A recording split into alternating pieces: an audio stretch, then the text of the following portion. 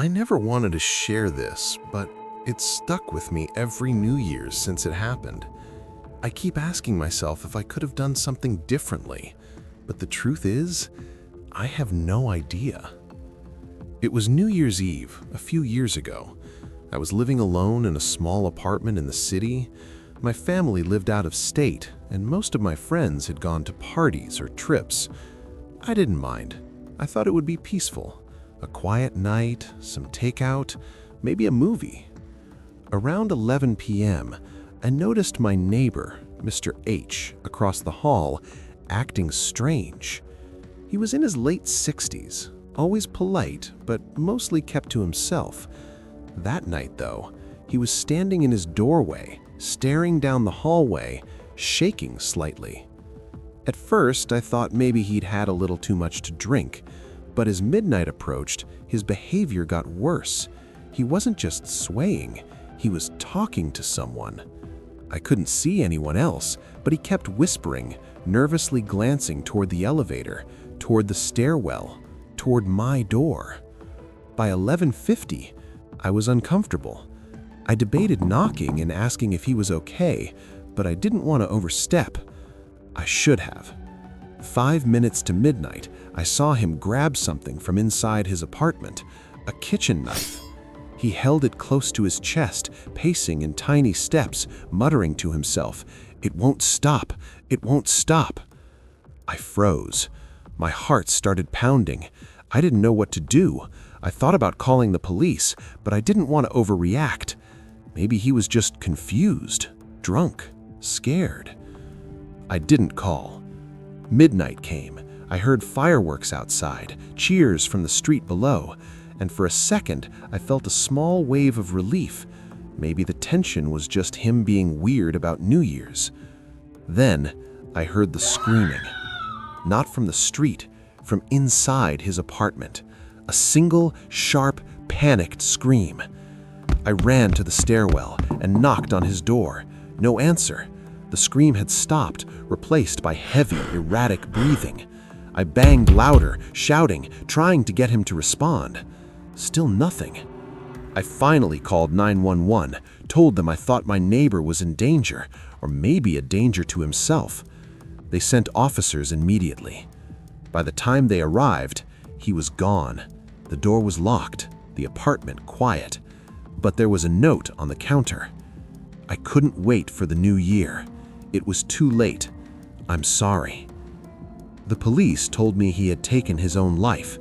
No one else was involved, no foul play. But hearing that note, seeing him pacing with the knife, hearing the scream, it stayed with me. I keep replaying it in my head every New Year's Eve. That night, I realized something terrifying. Real horror doesn't need ghosts or monsters. Real horror is a human being in panic, confusion, and despair. And the most helpless part? Watching it unfold and feeling powerless to stop it. I don't know if I could have done something differently. Maybe I could have called earlier. Maybe I could have knocked harder. Maybe I could have... But here's the thing. Sometimes horror doesn't give you a chance. Sometimes the worst things happen in the quiet moments, the moments when no one's watching and there's nothing you can do. Now, every New Year's Eve, I check on my neighbors. I say hi, I ask if anyone needs anything, and I keep my phone close, ready to call for help if I see signs like that night. Because sometimes the real horror is human, and sometimes it's the people around you that need help before it's too late. People say New Year's Eve is loud. Fireworks, music, laughter, countdown clocks screaming their final numbers into the night. But the new year I'm about to tell you about was silent. So silent that even now, years later, I still flinch when a room gets too quiet after midnight. Because silence is how it began, and silence is how it ended. I was working the night shift on December 31st. That alone should have been my first warning. The city I live in never truly sleeps, but New Year's Eve is different. Even the loneliest streets feel alive. You expect noise, sirens, parties, strangers shouting Happy New Year at nobody in particular. But that night, the streets outside my office window were empty. Not calm, empty. Like the city was holding its breath. I worked security for a small data center on the edge of town.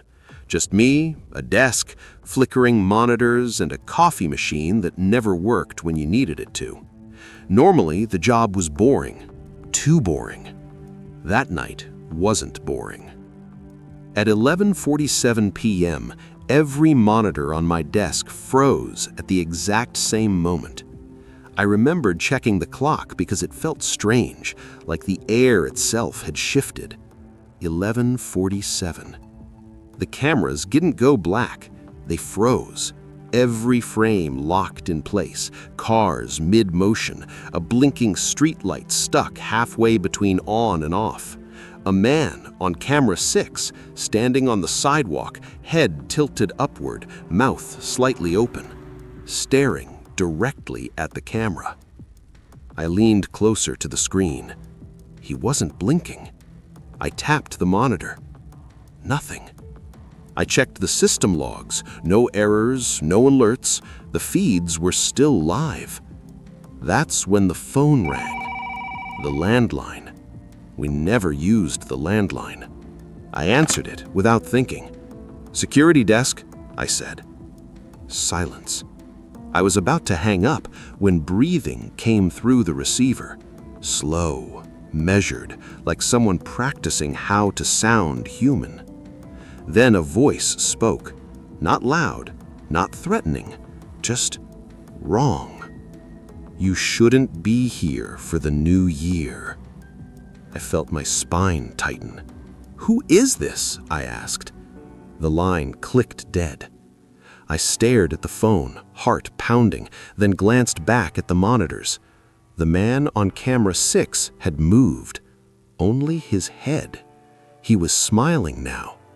I stood up. That was my second mistake. When I turned away from the monitors, the room felt different, colder. Not temperature-wise, more like pressure, like stepping into deep water. The digital clock above the door read 11:58 p.m. It hadn't changed since I sat down. My phone buzzed in my pocket. A text message from my sister. "Happy almost New Year. You okay?" I replied instantly. "Something weird is happening at work. Cameras froze." The message didn't send. No signal. I tried calling her. Nothing. Then my phone vibrated again. Same contact. New message. "Don't answer the countdown." I frowned. What? Read receipt. Then typing bubbles appeared. Stopped. Appeared again. Then another message came through. "It listens between the numbers." My mouth went dry. I typed back, "What are you talking about?" No reply. Instead, the landline rang again. I didn't want to answer it, but I did. "Please," the voice said immediately, "don't let it hear you say the year." My heart slammed against my ribs. "Who are you?" I demanded. "It's almost time. You need to leave before midnight." Behind me, the monitors flickered. All at once, they resumed motion. The man on camera 6 lifted his hand and waved. I grabbed my jacket and rushed toward the exit. The hallway lights turned off one by one ahead of me, not flickering, shutting down, like something was guiding me forward. As I ran, I heard voices, faint at first, coming from the walls. 10, 9, 8. I stopped dead. There was no countdown scheduled in the building, no speakers, no reason for voices to be there. They weren't loud. They were everywhere. I covered my ears, but the sound wasn't coming from outside. It was coming from inside my head. 7, I turned and sprinted back to the security room. The door slammed shut behind me on its own. The clock still read 11:58 p.m. The monitors showed something new. Every camera now displayed the same thing: me, standing in the security room from every angle, except one. Camera 12. It showed the hallway outside and something standing there, tall, too tall. Its shape blurred at the edges like it didn't fully exist. Where its face should be, there was only a stretched, unfinished imitation, features placed slightly wrong. Its mouth opened, and my voice came out. 6. I backed away until my shoulders hit the wall. "No," I whispered. The thing on the screen tilted its head. 5.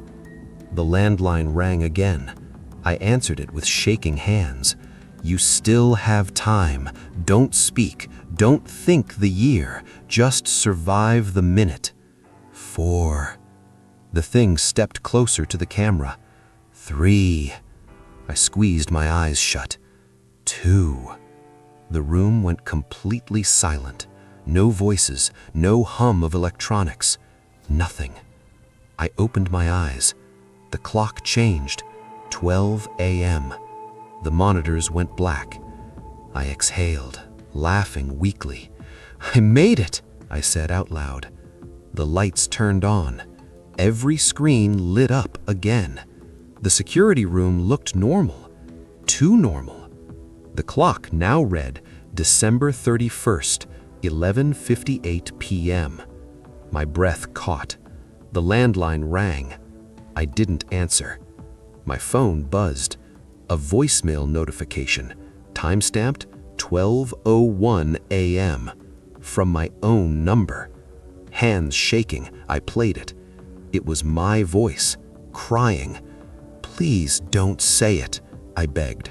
In the background, a countdown, louder this time, closer. 10. My phone vibrated again.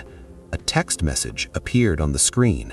"Happy New Year," from everyone in my contacts at once. The voices returned, not whispering anymore, shouting, 9, 8, 7. I pressed my hands over my mouth. The thing on camera 12 leaned into view again. Its lips moved silently, mouthing the words with me. I realized the truth too late. It didn't need my voice anymore. It already had it. The countdown hit 0. The lights went out, and the year never changed. They found me the next morning, sitting at the security desk, alive, unharmed, unresponsive. Every clock in the building was frozen at 11:58 p.m. The cameras showed nothing unusual, except one detail. On camera 6, a man stood on the sidewalk, staring up at the lens, smiling. He looked exactly like me. If you're listening to this story on New Year's Eve and you notice the countdown sounds wrong, if the silence between the numbers feels too long, if your phone lights up with messages before midnight, don't say the year out loud. Some things are waiting to hear it. And once they do, the new year never really begins. New Year's is supposed to reset things. That's what people say, anyway. A clean line between what was and what's coming next. 1 second you're carrying a year of mistakes, grief, and bad luck, and then suddenly, at midnight, it's all behind you. But no one ever talks about what happens in that space right after midnight. The moment when the noise dies down, when the fireworks fade, when the world exhales. That's when it happened to me. And I wish, more than anything, I had let the phone keep ringing. I was alone on New Year's Eve for the first time in years. No party, no plans, no countdown on TV. My girlfriend had flown home to visit her family, My friends were scattered across the city, busy pretending they were happier than they actually were. I volunteered for an overnight shift at the emergency call center, mostly to avoid the night altogether. I answered non-emergency lines, welfare checks, disturbance complaints, drunk people calling the wrong number. It was usually chaos on New Year's, but not that year. By 11:30 p.m., the call volume dropped to almost nothing. The other operators joked about it being the calm before the storm, but even they looked uneasy. There's a difference between calm and absence. At 11:59 p.m., every screen in the room refreshed at once. No warning, no alert, just a blink. I checked my headset connection, still live. The digital clock above the floor supervisor's desk read 11:58 and stayed there. The first call came at exactly midnight, not 11:59, not 12:01, midnight. The timestamp flickered for a second before settling. 12 a.m., incoming call. No caller ID. I answered automatically. Emergency services, what's your location? There was breathing, fast, shallow, like someone who'd just run up a flight of stairs. Please, you have to log this, a man said. Sir, I need your location. I'm calling from January 1st, he replied. I almost laughed. Almost. Something in his voice stopped me. I'm serious, he said. This is a real call. You need to record it. I glanced around the room. No one else seemed to be reacting. Operators were chatting quietly. One was scrolling on her phone. The clock still read 11:58. Sir, I said carefully, what's the nature of your emergency? I already called, he said. I already warned you. You didn't listen. A chill crawled up my arms. I don't see any previous calls from this number. You will, he said, in about 3 minutes. The line went dead. I sat there, headset pressed to my ear, staring at the blank screen. My supervisor walked past, laughing at something on his phone. Hey, I called out, is the clock wrong for you? He glanced up briefly. Looks fine to me, he said, and kept walking. I looked back at my screen. A new call popped up. Same number. Timestamp, 12 a.m. I answered. This time, the voice was mine. Not a recording, not distorted. Me. Don't take the next call. Please, just let it ring. My mouth went dry. This isn't funny, I whispered. I know. That's why I'm begging. I slammed the disconnect button. The system froze. Every operator's screen went blank. The room lights dimmed slightly, not enough to cause panic, but enough to be noticeable. The phones began ringing, all of them, at once. No one else seemed to hear it. That was the worst part. The operators kept talking, laughing, sipping coffee, completely unaware that their phones were ringing loudly in my headset. I pulled it off and stared at it. Silence. I put it back on. Ringing. I answered one. Emergency services? I said, my voice shaking. What's your location? The caller whispered. It's already happening, isn't it? Who is this? You still don't remember. That's good. That means there's still time. Behind the voice, I heard something else. Fireworks. Distant. Echoing. Where are you calling from? I asked. January 1st, 3 minutes after midnight. My screen flickered. A call log appeared. One entry. 12 a.m. Answered. Caller ID. Me. Duration 0000 seconds. I hadn't logged that, had I? The next call came in before I could think. I answered without meaning to. This time the caller was crying. A woman, young, panicked. I think someone broke into my apartment, she whispered. Ma'am, I need your address. She gave it. My heart stopped. It was my address. What's your name? I asked. Silence. Then she said it. My girlfriend's name. She went to visit her parents, I said, more to myself than her. She didn't, she replied. She came back early. You forgot. Images flashed through my mind. A suitcase by the door. A conversation I couldn't quite remember. A hug goodbye that felt unfinished. I'm in the bedroom, she whispered. I can hear him breathing. Lock the door, I said. Get somewhere safe. I can't, she said. It already knows I called. The line went dead. I ripped off the headset and stood up. No one noticed. The clock still read 11:58. My phone buzzed in my pocket. A notification. Missed call. 12:02 a.m. From my girlfriend. I called her. Straight to voicemail. I checked my call history. There were calls logged I didn't remember taking. Each one time-stamped 12 a.m., each one lasting 0 seconds. My screen refreshed. A new call appeared. I didn't answer it. The ringing grew louder, not in the room, in my head. I left my desk. No one stopped me. The exit door opened without a badge swipe. Outside, the city was quiet, too quiet. Fireworks hung frozen in the sky, mid-burst, like paused video frames. People stood on sidewalks, faces lit by unmoving phone screens, mouths open mid-cheer. The world hadn't moved on. It was stuck. I checked my phone again. A voicemail notification. From myself. Time-stamped 12:03 a.m. I played it. My voice whispered, "You didn't listen the first time either. That's why I'm stuck here." Static filled the line. Then screaming, my screaming. The voicemail cut off abruptly. My phone buzzed again. Incoming call. Same number. I answered. "I can still stop this," I said. "Tell me how."